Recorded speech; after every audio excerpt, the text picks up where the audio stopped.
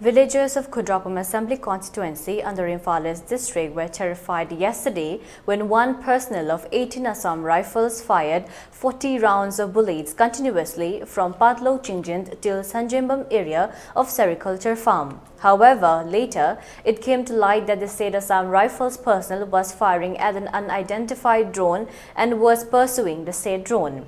Upon hearing such several firings of the village, all villagers had started packing their belongings in order to shift to a safer place yesterday. The incident happened at around 7 p.m. yesterday, where one gypsy carrying Assam Rifles personnel was continuously firing several rounds of bullets, and when they were stopped by women Mera Bhaibis, the Assam Rifle personnel disclosed that they were in pursuit of an unidentified drone. Later, commanding officer of 18 Assam Rifles, Akash Maibam, came to the spot of Kewa Sagolmang. However, after a mild tussle between the villagers and Assam Rifle personnel, Superintendent of Police Imphal District Ibomcha Kam and later arrived at an understanding about the incident. It may be mentioned that yesterday at around 2:30 p.m. unidentified drone was also seen hovering above the Imphal International Airport, due to which flights were cancelled for a few hours, and later after flights resumed its service after the sighting was over.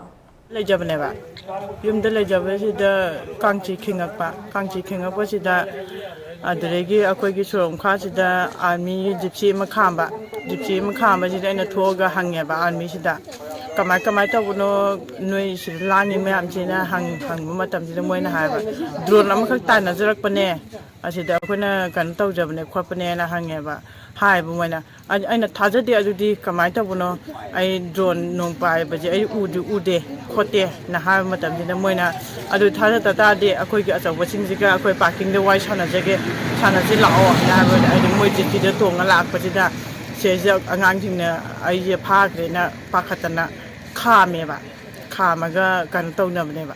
I do cum oil a kumaga, what you what I do, Hanagreva. This is a Tarkano and Hammer than the Tadreva, what is the Kamala candidate. This is Tad of the Moigi Sipashin Diver. Babi Nang Tokino, Moising Wamin, I'm the Sanavaya de Cote Aquay Nataleo, Moina Hango, Wahango, and Hiber.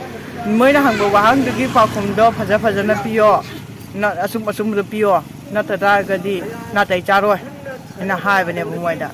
And the assume the big and a higher girl for the Silella candidate, as from the gay Moicano, White Sana de Harakan, of which I'm Chapaneva Sonda.